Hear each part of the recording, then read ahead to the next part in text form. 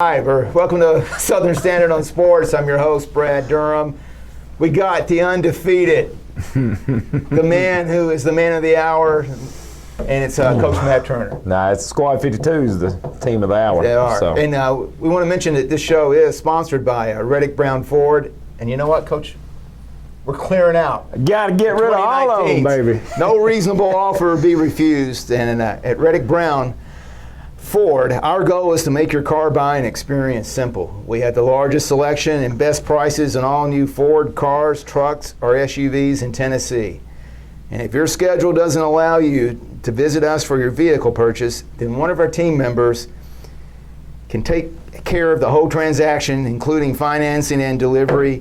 We bring the dealership to you. It's pretty sweet deal. It's really good. And CJ Taylor and I were out there the other day. I saw that big picture that I posted. CJ was a prop. You know, I made him a prop.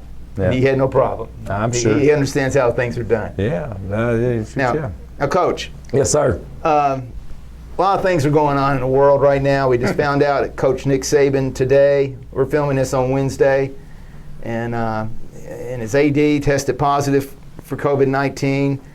There's a couple of girls on the soccer team, unfortunately, have to quarantine before their district championship game at home tomorrow night against Cookeville. Just checking in. You had a fall break. Some of these knuckleheads probably went out, to the beach or did something, and everybody's feeling good, healthy, refreshed. Yeah, I believe so. We had we actually, especially coming off that very physical football game against Cookeville, very good outing, So I actually, and we needed that bye week came at a perfect time, because I feel like some of these kids were still trying to get over from the Blackman football game, a few weeks prior to that. Is that the yoga? Oh, that was Siegel. That was the Siegel. Siegel game was the power yoga that they brought in. Did you do yoga before the Cookeville game? We do yoga before every game. Friday. All right. It's the type of yoga that the power yoga was a little too much for. Okay. All right. But we got all that taken care of, and we get back to our zen. Get grounded there with those twisted yogas over there, but so everybody's healthy. But yeah, everybody's healthy, and we actually went into the bye week pretty healthy as far as injuries. Of course we had some nicks and bruises and just sore joints. So we actually gave them a break, let them enjoy this win, the victory, and what they've accomplished thus far. And we brought them in Thursday.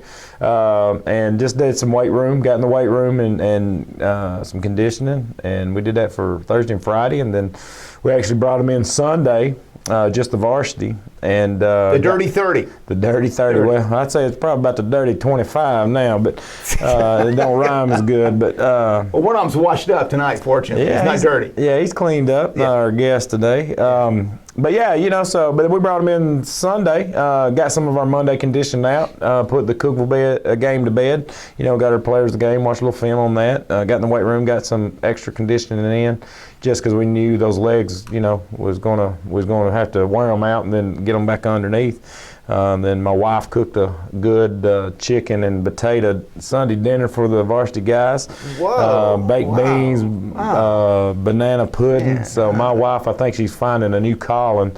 So there may be a Modem's food truck at the next at Reddick Brown Ford's next selling day or something. I don't know, but I had a good time. But and then of course we got ready for the school week. But yeah, we got fortunate that a lot of our varsity players chose to go virtual, just to do everything they could to maybe secure themselves during the season. But yeah, we're pretty. We've had a few incidences where we've had family members what do you call it? Like exposure to an exposure. So, and of course, we've set the guidelines up pretty soon that we'd rather let's take a couple of days and do the math, do the contact tracing, and make sure everybody's good. So, knock on wood, as of right now, we're okay. And Coach Turner, we haven't done this, but I was wondering if we could just run down the potential starters on offense and defense. Yeah, what do you got there? You got Dante Eglum, yes sir. Casey Holdham's our wing, yes sir. Our tight end will be rotating with Aaron Ashburn and Aiden Cummins, and also Ethan Bernhardt. We'll call him Bernie. Brian McNulty, yes sir. Left tackle, left guard Caden Jordan. Big Dirty Doug Wells at center. Braden Bottoms there at right guard, Dayton Jernigan at right tackle. Yes, sir. Other wing back, Braylon Grayson, Mr. Clay Thompson. Wow, Clay Thompson. What's he doing on there? Hey. Okay, Some of these guys had some big weeks, right. you know. People are starting to get some notice on them. And, of course, Rylan Holder, the Rylan Holder. Big game, And, big run. The run that would be talked about forever. Yeah, and then C.J. Taylor right there. C.J. Taylor. That sounds familiar. Yeah. So, that's our offensive guys right there in that And a lot of these rotation. guys are on defense. Yes, I'll tell you all of them are. Bottoms, Braden Jernigan. Bottoms, Dayton Jernigan, Caden Jordan, Bryson Elrod at the ends, Rylan Holder, and Braylon at the linebackers, Casey Holder. What you got crossed out there? Who's a DB? Okay, we got one's Mr. Clay Thompson, and yes, sir. Dante Elam's our other corner, and then we have CJ and you got Kaysen in there, right? Yep. Who we forget? What are we missing right there? Is Lanier? Yes, Joseph Lanier. Yes, sir. Lanier. Joseph Lanier. Right. That's what I was thinking, because Joseph Lanier, we shifted some guys around. He's a cornerback? No, Joseph Lanier is a outside linebacker, safety hybrid player. So, Okay. So and it could be another rotation. Coach Bond's getting a little tricky back there in the secondary. So I know you've been looking at film of Coffee County. yes.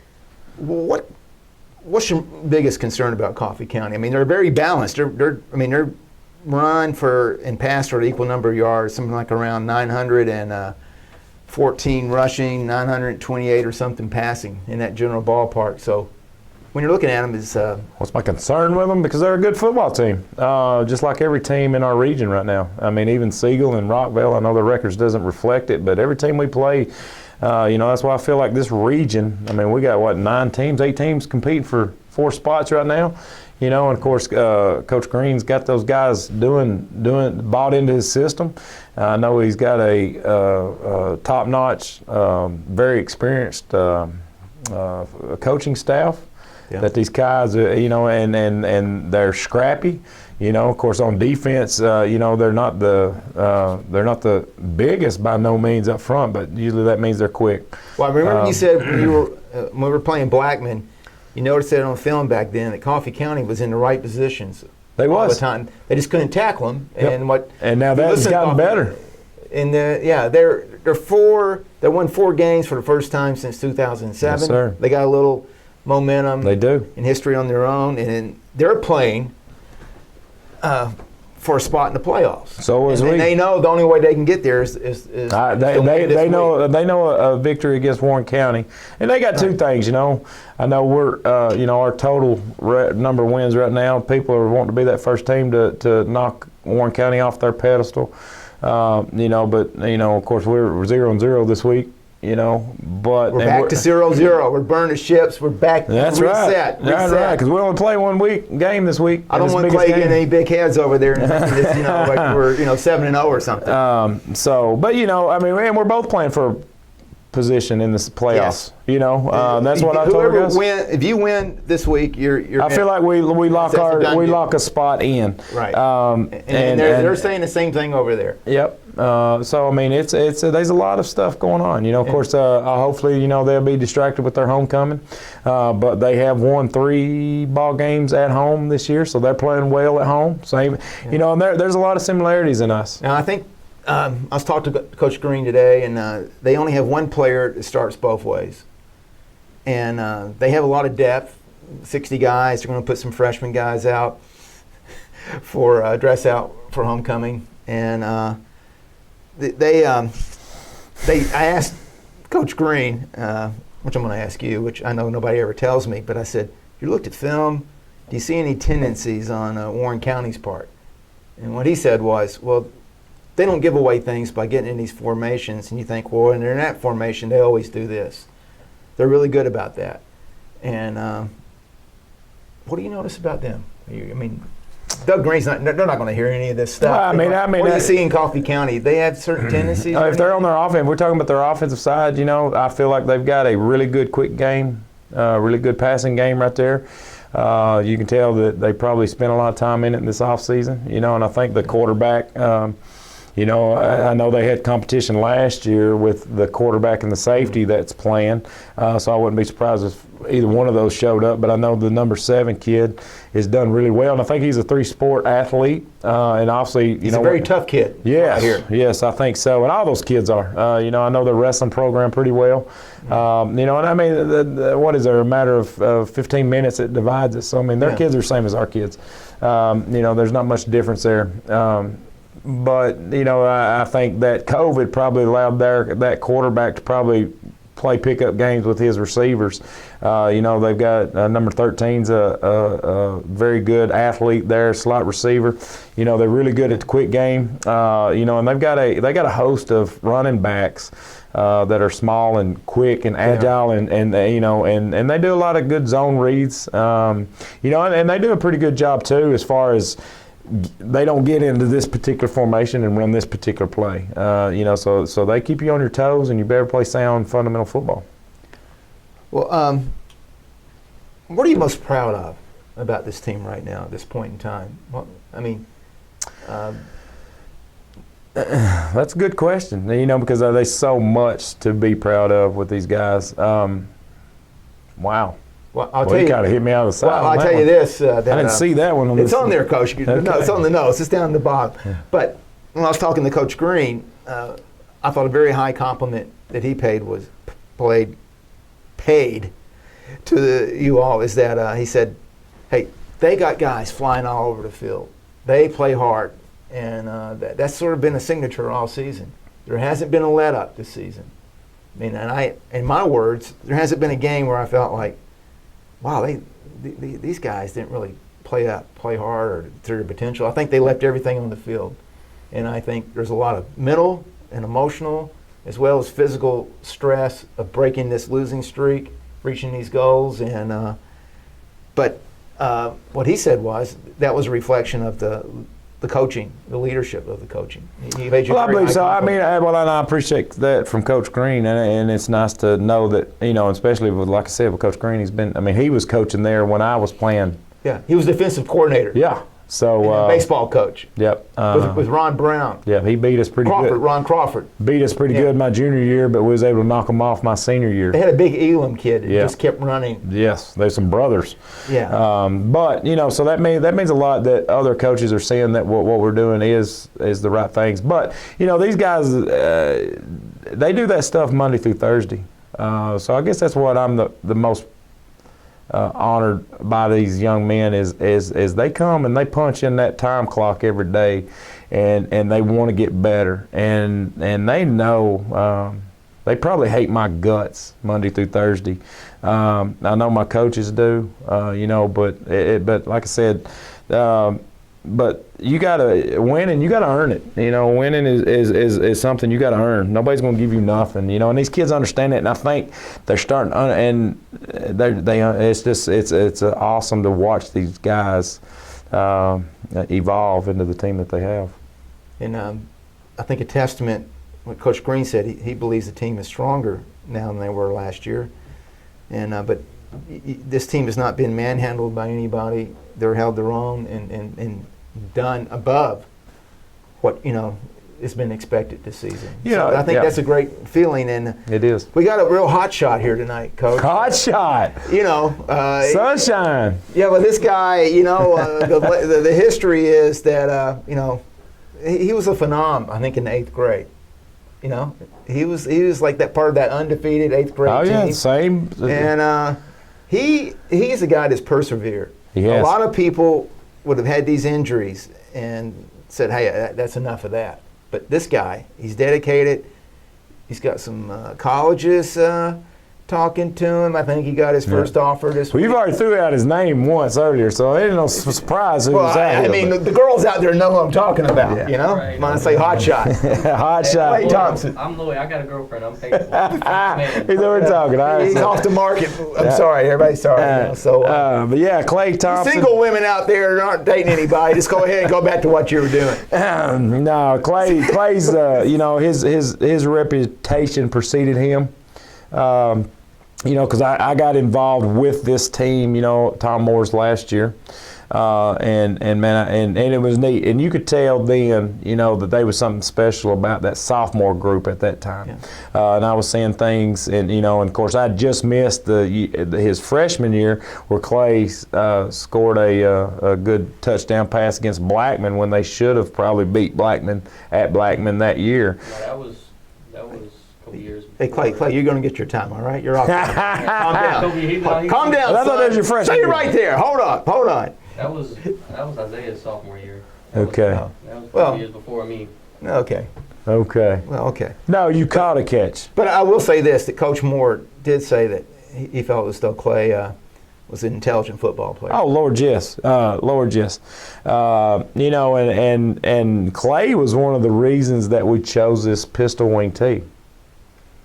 And it just happened, because that first spring, it was Clay and CJ battling for. They're not really battling. We kind of was working CJ at a quarterback. So if Clay would have been healthy, Clay might have been the quarterback at that part, and CJ might have been the wing or a tailback or something of that nature. And of course we. I didn't notice it his sophomore year that Coach Moore and Trainer Tim and stuff was trying to limp him through practice. I didn't notice that because I was with the offensive and defensive linemen. But it kind of made sense, and we play in the spring game, and correct, it was a spring game when and Clay did a little jump, and he just came to me and said, "Coach, my hip." That's when I learned about his hip, and then so I made arrangements to figure out what was wrong with this young man's hip, because I knew he was very vital to the success of this program. And then I also came up with a torn labrum, and that's not a simple surgery. It took 6 months recovery. And so then this young man comes to me, and we're look, okay, we got two options. This is what we got to do to fix it. Have the surgery now, sit out your junior year, and just tell a competitive kid that. And it was heartbreaking, especially a kid that was knew his junior year was going to set the tone for college, his senior year, set the platform for that. And I said, or you can tough it up and we'll play as long as we can play, or we'll do what we can do. And then maybe have the surgery right after your junior year, and then all summer he would be, that winter and that summer he'd be trying to rehab. But then I don't know, and get ready for your senior year and be 100%. Or play through the junior year, and then so you might be ready to go by your senior year. So and then of course that was a decision. He went ahead and go home and talk with his family. Long story short, I believe made the right decision. Done what I would have probably done with my son. And had that surgery immediately, or as soon as we possibly could. And then, he set up in the press box, charted plays, listened. He was there. I mean, he was as much part of that team last year, and probably learned. He probably doesn't realize how much knowledge he absorbed in by seeing it from a coach's standpoint. But anyway, and then of course, as soon as he got cleared to go, I remember the day he got cleared to go, he came in, and man, he was 3 inches taller and was ready to go to work. And he hadn't stopped and let up yet, And then of course, this is, a guy that came in, of course, we'd established CJ as a quarterback last year, but he came in. Hey, that's when I left. I was quarterback. I want to fight for that spot, and then we fought for that spot. And the way things worked out, Clay said, "All right, I ain't sitting on this bench. I'm gonna go play out here at wide receiver wing, wherever you need me, coach."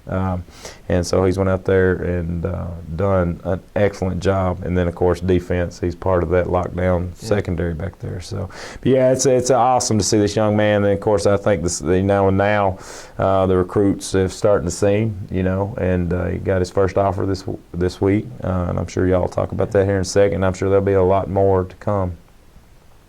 Yeah, let's make sure the doors are locked downstairs so the women don't come rushing in. We'll make sure his girlfriend doesn't get upset. So let's bring Clay Thompson. All right, let's do it. We're with senior Clay Thompson, and Clay, we're going to go back in time just a little bit. All right. When did you start playing football? What kept you interested in football, and why did you persevere through all these injuries and things? I don't know. It's funny because if I ask my dad about it, like the first practice I ever went to, I sat on the sideline the whole time. I didn't want to play, but he told me, he's like, "Look, I signed you up for it, so at least finish this season." And then after that, I just. How old were you when you started? About 5 or 6. Yeah, that's what everybody in your class. There's a lot of people in your class that started around 5 or 6. Yeah, and we've all been playing either against each other or on the same team ever since then. So it's good chemistry, you know. And I don't know, it's just something about being out on the field that takes everything else away. It's like my mind is just on that, whatever I'm doing right then, whatever my job is to do, and I've got no outside distractions. And I like the way that I feel about that. So, Coach Don Harris was your middle school coach. yes, sir. He's coaching at the high school now, and a lot of your teammates who are on that team. Does it feel somewhat similar? Like you went undefeated, you were 8-0, I believe, in 8th grade. What you're doing right now, how does that compare? I think right now is a little bit better than what we did because, you know, we're playing in the best region in Tennessee right now and still doing things that we do. So in middle school is a little bit different because everybody wasn't as big and everybody wasn't as fast. We were still growing, you know. But now we playing against grown men every week. So I think a lot of it does feel the same a little bit, just like winning, because that's what our class is. We're winners, but it don't really compare the same way. Well, it's been a phenomenal season, and it's a season that almost didn't happen for you because you as Coach Turner was saying, you set out last year with that hip surgery. Yes, sir. How did that feel, and when did you know that, hey, I'm going to get back in here, and did you have some doubts? Did you have times where you're going, it's too much work, too much rehab? No, the rehab, it wasn't really too much work. I had my doubts, like, when I come back, am I going to be able to run? It's like, am I going to be fast like I used to be? Am I going to be able to run the same? That's really the only place the doubts came from. All the work, it's just work. You know, I've been working my whole life to be in the spot that I am now, so I knew that I wasn't going to give up on that part. I was just concerned about the speed part of it, because that's a lot to my game, is being as quick as I am, and I was worried that I wouldn't have the same speed that I had before. So, but I feel like actually I'm a little faster than I used to be. So you may be the fastest guy on the team. Is that right? I think I am. You ask CJ. Me and CJ argue about it all the time, but I think I am. I think now, I'm faster than CJ. But on defense, you had 3 interceptions. Yes, sir. This year. Was it the reads? Was it a bad throw by the quarterback? Was it your speed? How'd you get all 3 of these interceptions? I'll say Lawrence County. It was the way that Coach Bond set up our defense, because he had told me, he knew the route that was going to come off of what formation, and they came out, and I knew it, so I just stepped in front of them. And in the Blackman game, that was my speed, because he had a couple steps on me, and then when he threw it, I just laid out for it. And then Cookeville, me and Dante argued a little bit, because the way we play our defense, Dante was supposed to be on that side, but we got stuck, so I just told him to stay. And then I guess it was just miscommunication between their quarterback and receiver, and I just saw the ball and got it. So yeah, those were both of that Blackman and Cookeville were big interceptions. Yeah, I think after the Blackman game, after I had that pick, CJ took it the next play like 70 yards to the house. So automatically that game flipped from what had happened. So that's good. And would you say you're feeling 100% now? Yeah. Good. And you got a college offer this week. Can you tell us about it? How you learned about it? Had you been talking to him? And where is the college? He texted me earlier. He DM'd me on Twitter and sent me his number. So I've been texting him back and forth since September. And I just made all my highlights and I sent it to him. And then a couple hours later, he just texted me. He was like, "Hey, I like what I see." And then he sent me the offer, the little He sent me everything, all the details and stuff. And then I think it's in Ohio. So it's Mount St. Joseph, yeah. outside of Cincinnati. Mm-hmm. Yeah. It's a nice little drive. I got a lot of family up there, so it wouldn't be no problem. But it's a nice little drive. It's about 5 to 8 hours or Mhm. something. Skyline Chili is really good up there. Grater's ice cream. I go up there. I have to You try can it. actually get the Grater's ice cream in Kroger here. It's really good. The best. So, your head big games every week. This Cookeville's a little bit of a grudge match. And, Coffee County. Do you like those guys? Mm-mm. They're just like Cookeville. Really? I hate them just as much. So, you've been looking at film and things. What are you thinking? I think it's going to be a good game, but I think if we play the way that we know we can, then the outcome will be in our favor. You know, they're a good team, and they had Cookeville. Cookeville was in a good game with them, and then Blackman. They had Blackman wrapped up in the backfield almost every other play, but then they just missed tackles. So they could have been right up there at that game too. So they're a slept-on team, I feel like, but I don't feel like our team has overlooked them this week. I feel like we've had a good week of practice and getting ready for them. They throw the ball a little bit more than the teams you've been playing against, right? Yeah, I'm looking forward to it. That's exciting for you. Yeah, right? it is. Yeah. Well, we don't want to, stir the women up too much here because we know your girlfriend's waiting for you or something, right? Yeah. Okay, so we appreciate you coming by here tonight and Yes, being sir. on the show, and wish you really good luck Friday. And if you get some more interceptions, we're going to be there. We're going to watch it. We're going to write about sir. it. You make the game exciting. Well, hopefully we'll all get one. Everybody in the secondary, but Yeah. I don't know. Well, thanks a lot. Thanks for coming by. Thank you. We have a very esteemed guest this week, the head coach of the Warren County Lady Pioneers soccer team. He happens to be athletic director, and I believe he hired himself to be the coach. And it was a very good decision, Actually, Coach. no. I was hired for the soccer position prior to being named athletic Well, director. that's how good of a coach you are. I guess. And that's why we got you in here, because you're 13-4. You beat a very tough Ray County team, who had a very tough crowd too, by the way. And now you're going to be playing. That was Tuesday night, and Thursday night you're playing for the district championship against Cookeville, and you're the top seed. They come here, right? Correct. I don't think there's any love lost between Warren County Pioneers in any sport and the Cookeville Cavaliers. Do you have any kind of feelings about playing Cookeville? I think, and Katie will tell you in just a moment, but we just feel like we play who's there. I mean, obviously we want to beat Cookeville whenever we can. We want to beat anybody in our district whenever we can. But going to Cookeville this year and winning at their place was kind of nice. So we'd like to just kind of complete the sweep if we can this year and win at home and take a district championship along with it. Well, you got quite an impressive team. But first, I want to try just to tell me if I walk through this correctly, or you can explain it. But what I believe happens, you win Thursday night,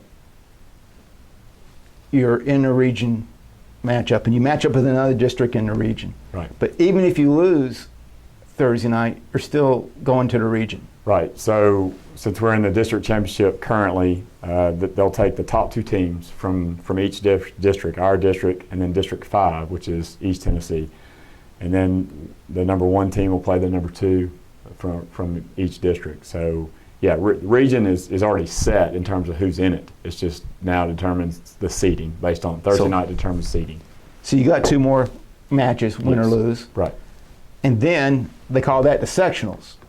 Ahead the region championship. Right. Region semifinals will be Tuesday, championship will be Thursday, sectionals Saturday. The following Saturday. Right. So And- we need to win, similar to last night for us. By winning last night, that guaranteed not only district championship but regional berth. So if we win Tuesday night in region, that'll guarantee regional championship game and a sectional berth. But once we get to sectionals, then it's, you win and you keep going, you lose, you go home. Right. So, And Coach Fillmore, I just want our producer, Nikki Childress, to know that we are asking, there is an exam after this to see if you're following what happens. What do you have to win to get to the next place, and what place do you go to? But it is confusing. The great thing is right now, you control your own destiny, and you have home field. Is home field a big advantage for you? I think so. I mean, we seem to play well. We thrive at home and enjoy our crowd, and so it's just nice not to be able to travel. Your routine's the same. You're not having to worry about transportation, anybody not getting there on time. So I absolutely, I think home field is an advantage for us. And is there an advantage or disadvantage playing the same team twice for like a championship? That like, can you like beating them twice? Are they going to be really angry and want to win? Or I mean, both teams want to win. Right. Hey, I don't think it. I mean, that's the I guess the beauty of our district is we play each other enough throughout the years that we know what each other does. So it just boils down to who executes better. And we talked about it again today at practice. Just if we control the things we can control, then we should be fine. If we start worrying about things that we can't control, then we're in, probably in bad shape. At this critical part of the season, one thing that starts to take a toll on the team is wear and tear and injuries. How healthy is your team in right now? And Cookeville, I mean, this game will probably be played by the time Nikki gets this up and going, okay? But they're not going to be listening. But do you have a couple of starters that started the season that are not going to be able to play? We've got a few issues right now. We've got a couple injuries, actually 3 injuries, one of which I think will participate tomorrow night. We just hope she can. Can you tell us who that is? Make it through the entire match. That would be Natalie Stepien. We kept her out. She's a junior. She's a junior. She was injured last week against Independent, so just precautionary. We kept her out of last night's match. She could have played last night, but we just felt like we could win that match and give her another day's rest. So we felt like that was important. Jaden Smart, another junior and starter, is out. She's got a partial ACL tear, so she's out for the season. More than likely. They've said that she can try to go with a brace. She gets a brace next week, but we'll see. And then we've got another starter that's got an injury from last night, so we'll see how that goes. Hopefully she'll be able to push through and go. Yeah, she limped off the field last night, right? Well, she didn't bother to tell us that she was injured until today, so I don't know. She might have, but she didn't. Oh, that wasn't her that limped off the field. Yeah, and then we've got 2 others that are currently quarantined for exposure to COVID. So we'll be right back after this message. No, so that's limits our subs right now. So like last night we played with 12. We had 1 sub, or 1 sub that actually played. We had more than 1 sub, so it was it was interesting to say the least. We worked, of course, we worked Katie to death every match, but especially last night. And well, speaking of Katie, I believe she was All-State last year as a sophomore. Exceptional soccer player. Can you introduce her and tell us about our guest that's coming on here? Sure. Katie's she's a junior this year. She started for us since she was a freshman. She came right out of the gate, scored 19 goals as a freshman, made all-district, all-region. Last year, she was unanimous district MVP with 28 goals. She was all-region MVP and all-state. I have a feeling we might see similar accolades this year. I hope. I mean, I think she's deserving of it. Currently she has 27 goals, I think 17 assists. Does that sound about right? Something like that. So she's she's on pace to surpass 30 goals for the year, which is a nice little mark for a high school soccer player. So she's a great leader for our team. She's been a captain. She was a captain last year. She's a captain this year. She's she's not a vocal leader per se, but she's a leader by example, and I think her teammates, without question, respect her. And she goes. It doesn't matter if we're running 110 sprints or preparing for Cookeville. She's going full speed all the time, and I think her teammates see that, and that's why they respect her so much. So. Well, I will say seeing is believing, and she's clearly, from my perspective of the matches that I'm seeing, she's the best soccer player on the field, and it's nice to have that person on your team. Yeah. So let's bring Katie on and hear a little bit about her. Okay. We're very pleased to have Katie Toney with us, junior, all-state, all-region, all-district captain of the team.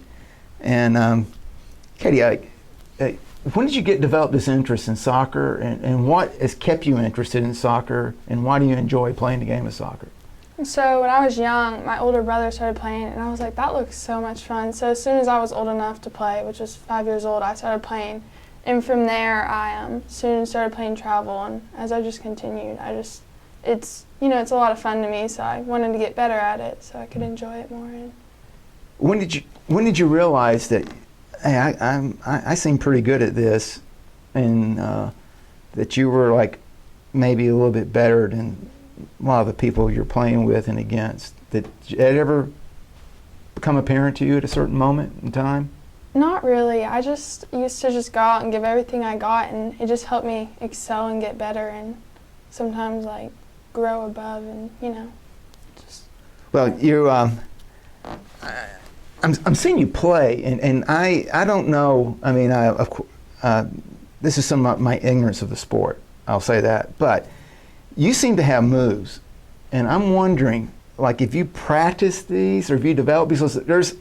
There seems to be a moves you have, I think, where you can stop, and if you're watching the match, you think, well, this other person's going to get the ball and start going, but they're faked out, and you're able to move around them. In fact, a couple of games ago, you faked somebody out, and they just fell right down to the ground. They were so completely tripped over themselves. I mean, is that something you work on in practice? Do you practice those moves? I do a lot. Sometimes I do some in practice, but a lot of it I just go out by myself and just practice moves. The one where that girl fell, that's a move that I've been trying to get good at this season, so I could and so when I got that there and she was I got around her and she fell, that was like a surprise to me too. Well, the whole crowd oohed and awed, and it was like seeing a triple somersault or whatever you call these things. It was gymnastics. You just don't see things like that. But you were doing that quite a bit Tuesday night against Ray County. And when you get covered by 2 or 3 players, in your mind, you're not stopped, right? How do you pull that off? A lot of it over the years of just doing the same thing over and over, it just becomes natural. I don't even have to think about it, and the ball just works at my feet the way I want it to. Well, it's fun to watch, and you're a junior, you're a leader of the team, you're a captain, going into a district championship. Is this game different than playing during the regular season, a few weeks ago? Say you're playing John Paul II or Baylor, or you're playing Rockville or something. What's different about this game? I mean, of course, this is a championship game, so everyone's going to go out and try their best because everyone wants to win this game, of course. But I mean, it's different from that standpoint. But we should just go out and play like we always do. So from there, it's about the same. The game Tuesday night against Ray County was a do or die game. If you didn't win that game, you didn't advance, right? Mm-hmm. And you could tell. I mean, I think you scored the first goal of the game. Yes. And they tied it up, didn't they? In the second half, or did they? We got 2 in the first half, and then the second half they got 1. So. Right. But there's a moment in each match, it seems like, that you can explode, and you come determined to score a goal or advance the ball, right? Mm-hmm. And they kept the ball down there, and they're in. The team's keeping it down there. At some point in time, you seem to make your mind up. I'm going to get the ball down there.